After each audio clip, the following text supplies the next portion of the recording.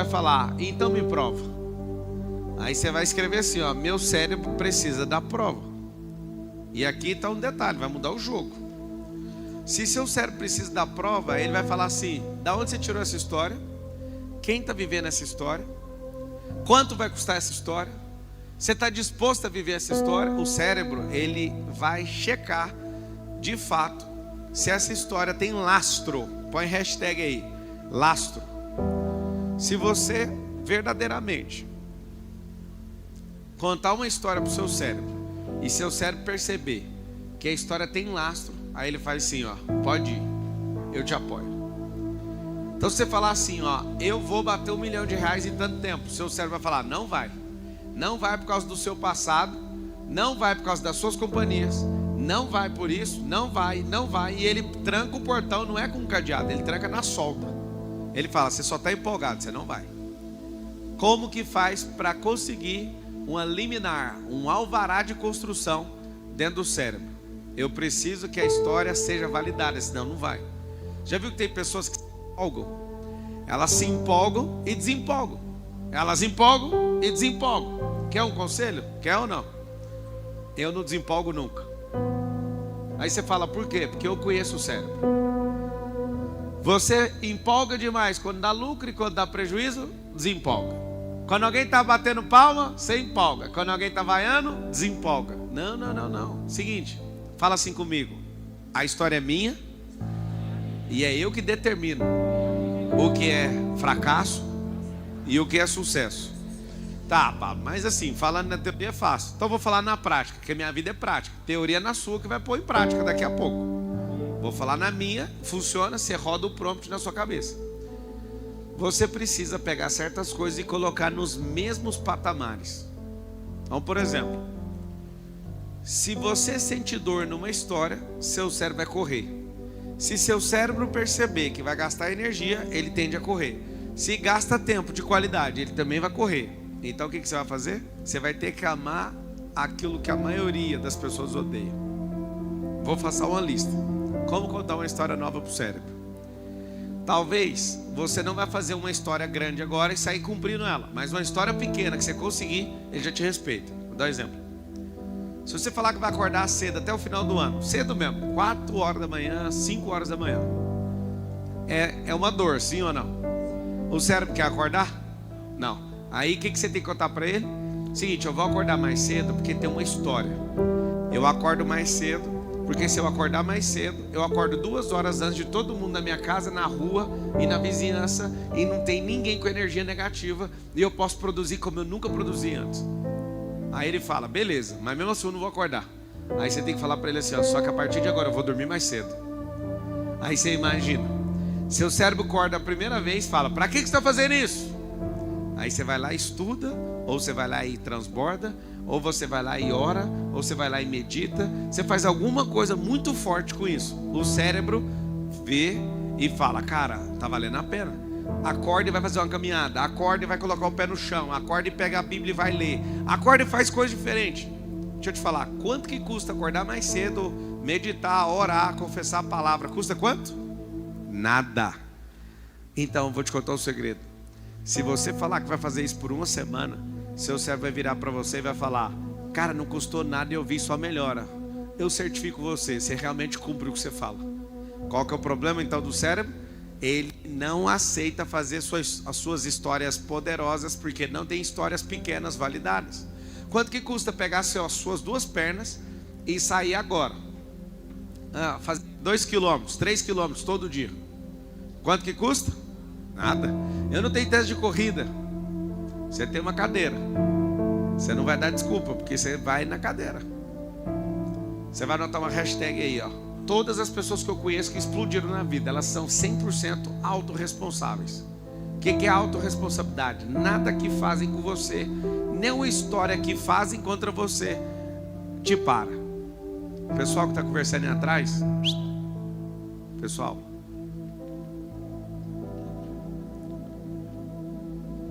o que acontece? Se você verdadeiramente quer prosperar, conte-me as suas histórias. A história, anota aí uma história poderosa: suas renúncias, suas ressignificações, seus desapegos. Cadê as suas histórias? Cadê a história que você não desistiu? Cadê a história que você foi relutante e persistente? Cadê? Está faltando histórias. Na hora de vender, por que tem muita gente que não compra? Porque está faltando história. Cadê as poderosas histórias? Cadê aquela história que todo mundo estava contra você e você persistiu e depois todo mundo chamou de gênio? Cadê essa história? Cadê a história de ter estudado um ano inteiro? Cadê a história de ter largado o emprego dos sonhos? Não tem história nenhuma. Eu falo para todo mundo: escreve logo um livro. A pessoa fala: mas eu não fiz nada. Escreve um livro, deixa todas as páginas em branco, escreve na capa: a vida de alguém que não tem histórias. Aí você põe no subtítulo: igual a você que vai comprar o livro. Você vai curtir, a nossa história é igual. Você vai achar vários pontos, todas as páginas em branco. Cadê as histórias? Cadê as histórias dos prejuízos que você tomou? Você quer saber? Todo prejuízo foi lucro. Se você não entender que prejuízo é lucro, você vai morrer de medo de ficar perdendo dinheiro. Não tem problema perder nada. Prejuízo, diploma na parede, para nunca mais cair naquele tipo de coisa. Ou seja, foi prejuízo? Não, foi aprendizado. Foi aprendizado. Então, como é aprendizado, o que eu faço com o aprendizado? Eu cresço com o aprendizado. Então, se vocês falarem assim, ó: não, eu quero programar meu cérebro para prosperar. Anotem o que é o código da prosperidade. Prosperidade é romper, não é dinheiro. Essa eu quero que você repita. Fala assim, ó: prosperidade não é dinheiro. Prosperidade é romper, crescer. Deu para entender o que é prosperidade? Eu adoro quando alguém pensa assim: o Marçal é da teologia da prosperidade. Não sou da teologia da prosperidade. Não sou de teologia nenhuma, a não ser do reino. É governo para mim. Então tem gente que fica me confundindo e acha que o Pablo é movido por dinheiro. Não, eu não sou não, o dinheiro é meu escravo. O dinheiro é munição, a empresa é armamento. Por que você fala desse jeito? Porque essa é a história que eu ouvi, essa é a história que eu vivo e essa é a história que eu transmito. Qual que é o segredo das histórias? Aqui, ó. Vocês já ouviram falar de storytelling? Olha aqui. Assista a história de alguém que vale a pena. Compre a história de alguém que está valendo a pena. Viva a história de alguém que está valendo a pena. Já valeu tanto a pena, edite a história para ficar igualzinho àquilo que você deseja. Edite, faça do seu jeito. Por último, venda a história. Eu vou repetir: assistir, comprar, viver, editar e vender. Você fala: não, e agora eu já estou convencido, vou vender minha história. Que história? Que história? Qual história? Grande segredo. Eu comprei uma história e ela foi tão forte na minha vida que, mesmo não gostando de tatuagem, ela está tatuada aqui no meu pulso. Essa história é pesada. Essa história foi tão forte que tem aqui, ó, Mateus 24:14. Mesmo não curtindo tatuagem, está tatuado aqui. E mesmo repudiando tatuagem, ainda vou fazer outra. A missão que eu acordo todo dia e a recompensa é essa que eu vou tatuar. Apocalipse 3:21. Ao vencedor lhe concederei que se assente comigo no meu trono, como eu venci e me assentei no trono do meu Pai. Essa aqui vai se levantar uma nação em testemunho ao reino, e então verá o fim. Aí você fala: você quer que acabe logo? Acabar o quê? Se tudo é eterno, o que vai acabar? Da onde? Que história é essa? Tem gente que fala: eu quero ir para o céu. Que história é essa? Como assim ir para o céu? Você não precisa morrer para ir para o céu. Jesus não precisa voltar para você ir para o céu. Você vai para o céu no Kairos. É só usar seu coração. Que história é essa? Tem gente que fala: nossa, o fim do mundo. Que mundo? O mundo só vai ser transformado e passado no fogo. Que história é essa que você está vivendo? Tem gente que fala: nossa, ninguém gosta de mim. Que história é essa? Ninguém significa que você excluiu todo mundo. Você não conhece ninguém ainda. Ninguém nunca ouviu falar de você. Como assim ninguém gosta de você? É o contrário a história. Você está rodeado de pessoas que não querem ver seu progresso. Na verdade, ninguém gosta de ninguém. E ninguém ama ninguém. As pessoas querem umas às outras pela sua utilidade. Quando você entender as histórias reais, fala com a boca assim, ó: eu preciso entender as histórias como elas são. Então vamos lá. Se você não estiver criando várias histórias, você está vivendo a história de alguém. E aí você quer viver a história de alguém ou você quer criar a história? Deus te deu liberdade, crie. Pablo, mas eu quero uma história com muito valor. Então assista alguém que leva a sério a história. Depois que eu comecei a entender o que eu estou ensinando, eu parei de assistir filme. Tem gente que vai falar, né? Ah não, eu não abro mão de assistir filme. Eu sei o que é isso. Conheço esse sintoma. Quem vive vendo o filme dos outros é porque não está gravando o próprio filme. Quem vive querendo chorar em história dos outros é porque não está curtindo o próprio filme. Não é nem protagonista, nem diretor, nem roteirista e nem patrocinador. E se eu te falar que você pode rodar seu próprio filme, você vai levar isso tanto a sério que você vai arrumar até um cineasta. Eu lembro o dia que eu estava em Roma. Aí a Patrícia estava comigo assim, andando nos patinetes. A cena mais louca acontecendo, assim, a viagem mais louca. A gente via de Portugal para lá. Esse ano a gente foi em 25 países. E agora daqui uns dias eu estou voltando para Israel, que é a viagem mais louca da minha vida. Eu vou lá a terceira vez. Tem uma segunda viagem que é a mais louca da minha vida, da Tanzânia. A terceira, Patmos, na Grécia. A ilha de Patmos, onde o João recebeu o Apocalipse, é o terceiro destino mais poderoso que eu já fui. Segundo, Tanzânia, onde eu achei o Éden, fica em Ngorongoro, na cratera, próximo do Serengeti, Tanzânia. E prova para você na Bíblia que lá é esse lugar. Mas isso é conversa para outro dia. É outra história.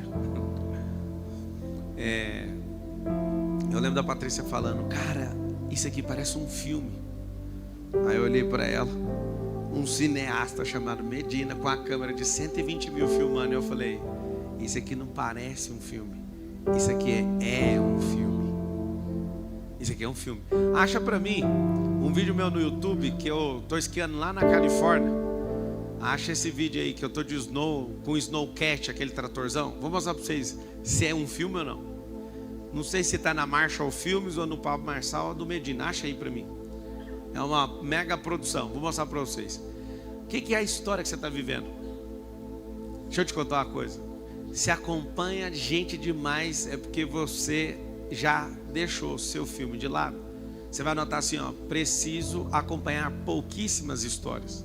Porque se eu acompanhar demais, eu vou ocupar o tempo inteiro útil só assistindo a vida dos outros.